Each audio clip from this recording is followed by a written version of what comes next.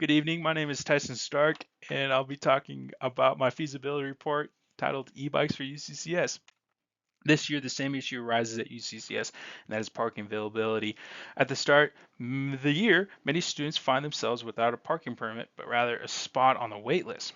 Jim Spice, the director of parking at UCCS, offers a simple solution: park at one or more further remote spots that are not subject to the waitlist. Yet students still choose to be on the waitlist because those waitlists are for parking spots that are closest to the Kramer Family Library. They can park at the remote spots, but that takes time. And there's free buses. They can walk, they can ride their bike, but all that takes time. In some of those scenarios, takes physical exertion. Now, parking lots emit a lot of CO2 emissions, especially upon building a parking lot. And there are also harmful chemicals after the parking lot is built. Harmful chemicals that get washed away further down the hill during a heavy rainstorm. Parking lots are also a fragmentation of habitats. Not a lot of things can occupy parking spots when they're not in use. That is why I propose e-bikes for UCCS. An e-bike is just like a normal conventional bicycle, but it has a motor assisting the rider. Now there are three different types of e-bikes. I'll be mainly talking about class 1 e-bikes that are pedal assist only, and they limit the rider's pedal assist to 20 miles per hour. Now, e-bikes still emit CO2 emissions, but WISE performed a study comparing the CO2 emissions of the different modes of transportation.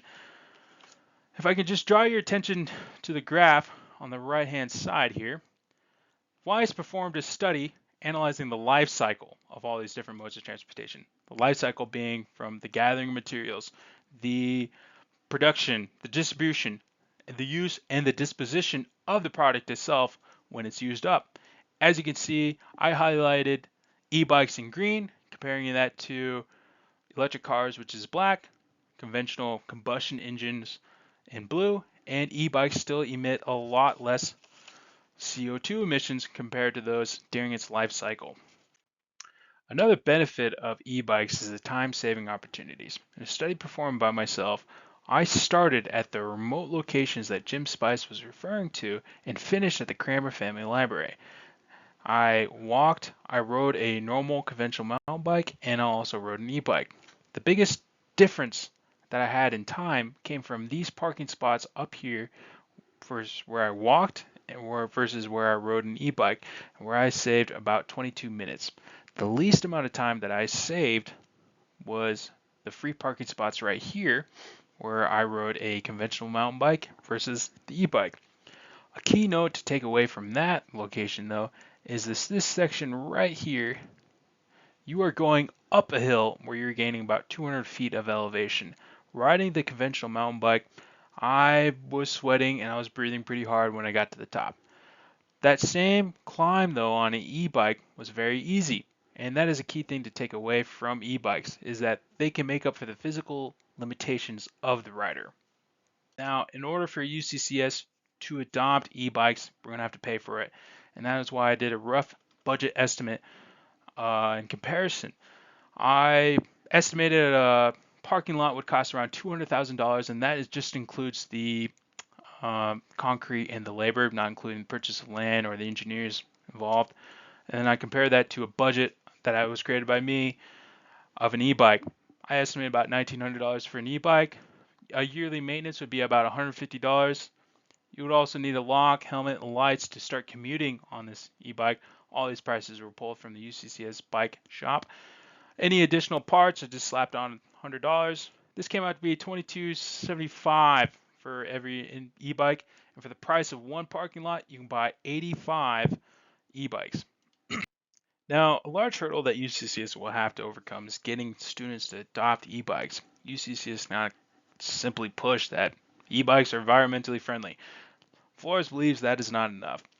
UCCS needs to push that e-bikes have no parking permits. They take up little space, are more affordable than cars, and they also make you feel healthy. For example, the specialized Vado displays calories burned as you ride. Another large hurdle that UCCS will have to overcome is the adverse weather here. All the studies that were used in this report studied e-bikes along the coast where it was easy to commute year-round on an e-bike. That is not the case here. It gets cold here. There's snow. We can't be really commuting year-round on these things based off the studies on the coast. This provides UCCS with a unique opportunity to study a new innovation and perform studies, innovate on that idea, and distribute it to the world. This falls right in line with UCCS's core value of innovation. Also, e-bikes also fall in line with student focus. It gets students out, gets them focused, gets them healthy riding e-bikes. Dynamic responsible growth is also hit along with e-bikes as UCCS continues to expand. Rather than building more parking lots, UCCS should find new ways to get students to commute to school, and e-bikes are an opportunity that UCCS cannot miss out on. Thank you for attending my presentation. If you have any questions, feel free to contact me at the email below.